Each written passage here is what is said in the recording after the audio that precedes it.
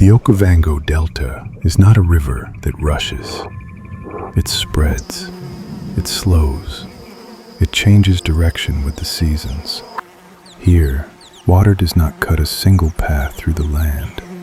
It dissolves into channels, islands, and quiet backwaters. And in places like this, stories do not begin with sudden events.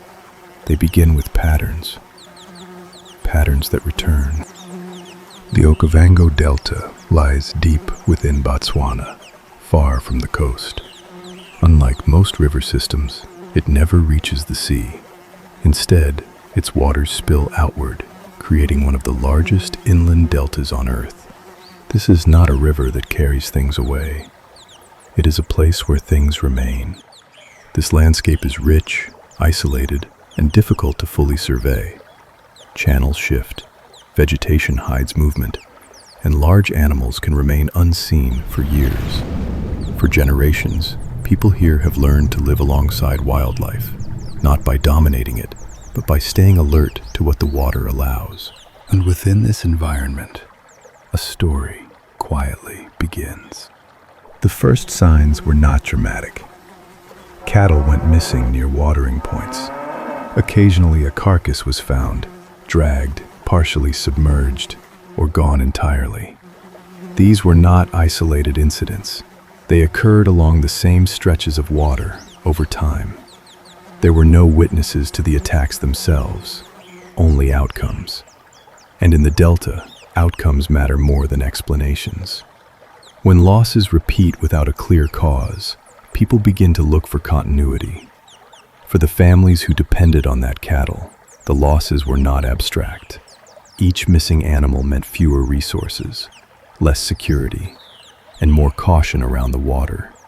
People began changing routines, keeping animals farther from the banks, watching the channels longer than before, not because of fear, but because experience demanded it.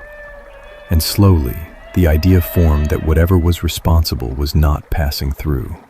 It was staying. To understand why certain places in the Okavango become remembered, it helps to understand how the Delta is experienced. Not from above, but from its edges. People here do not encounter crocodiles as clear events. They encounter them as interruptions. Safari guides who navigate the same channels year after year describe moments when movement in the water feels deliberate, not reactive. A slow displacement of reeds, a shape holding position just below the surface longer than expected. Herders speak less about what they saw and more about what changed. Water that had always been safe suddenly avoided. Animals refusing to drink. Crossings approached with hesitation. In several parts of the Delta, guides have noted unusually large crocodiles remaining close to livestock access points, not fleeing when boats approach, but sinking slowly out of sight. There are no dramatic attacks witnessed, no moments captured clearly on camera. Instead, there is a pattern. The same stretches of water, the same times of year, the same outcomes.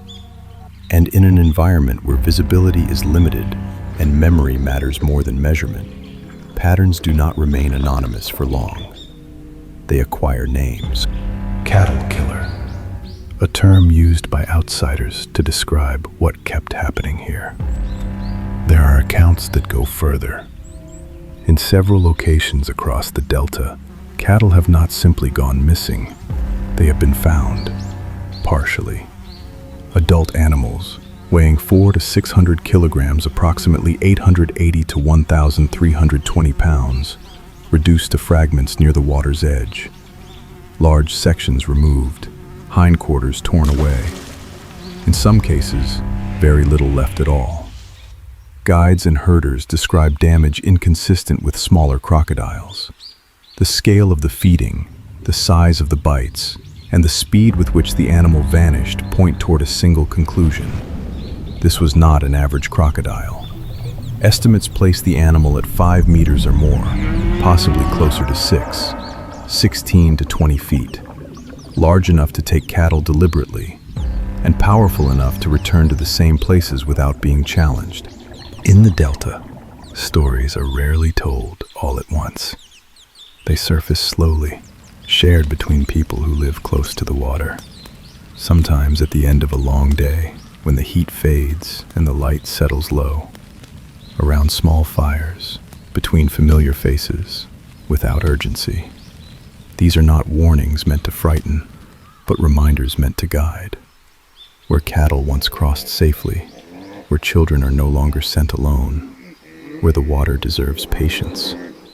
Names are not always spoken loudly. Sometimes they are implied.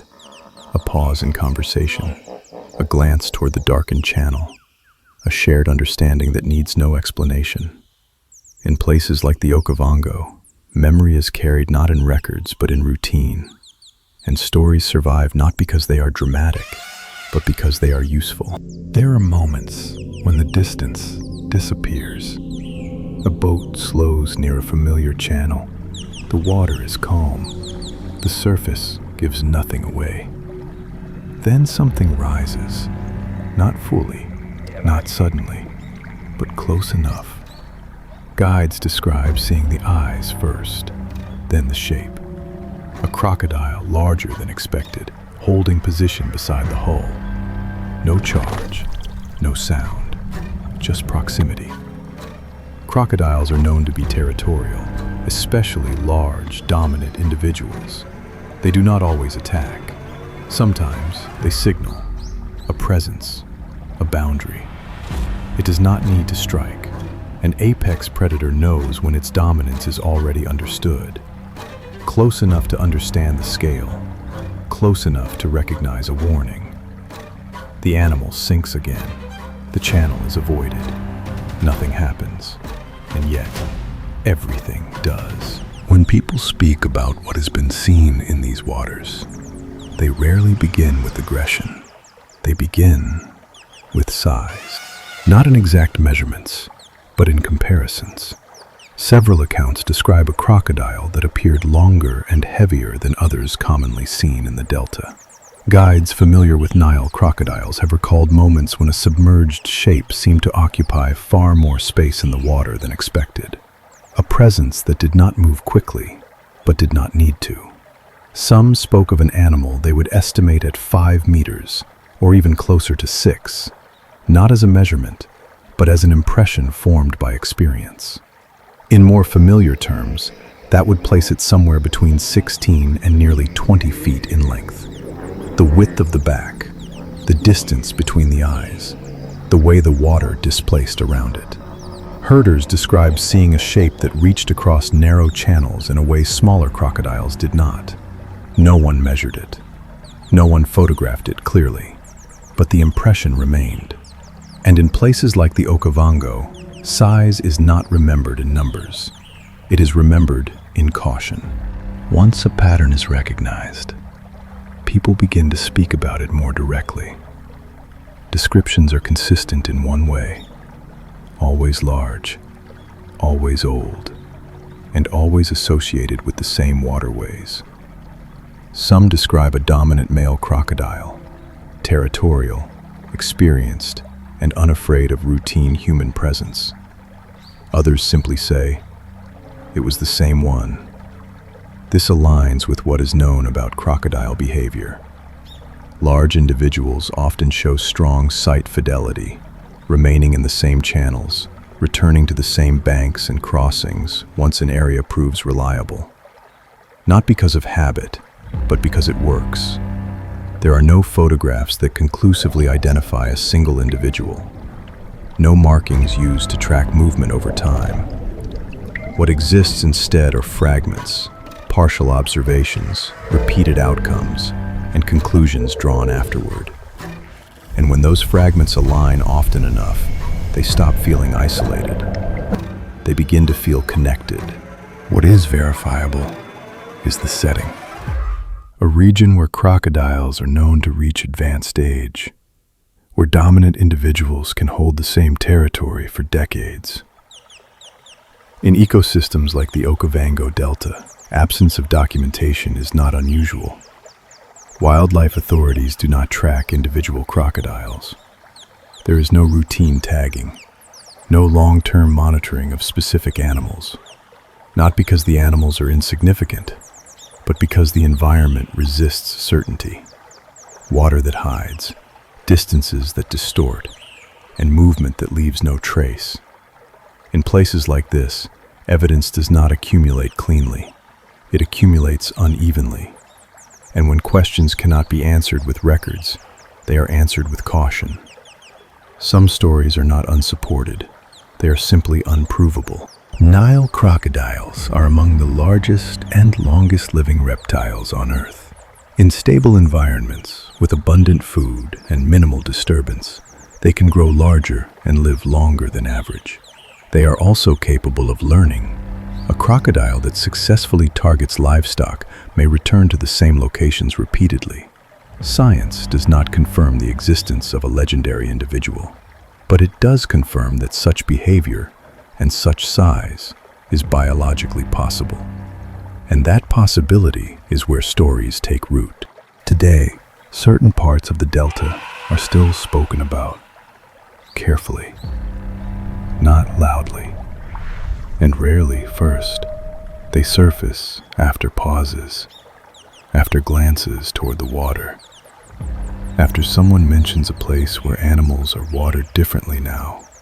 New cattle losses are not always blamed on a single individual. Sometimes there is no blame at all, but the losses continue, and many believe it is entirely possible that the same crocodile is involved again and again, not because it is everywhere, but because it remains. For some, the explanation is practical. An old, dominant crocodile that learned the rhythms of the Delta better than the people living beside it. For others, the idea has grown beyond one animal. It has become a way of describing something harder to define, the sense that certain waterways remember, that not everything that lives here needs to be seen to be known. What we know is simple. Cattle were lost near the water. Crocodiles live and hunt here. And over time, the same places became associated with the same outcomes.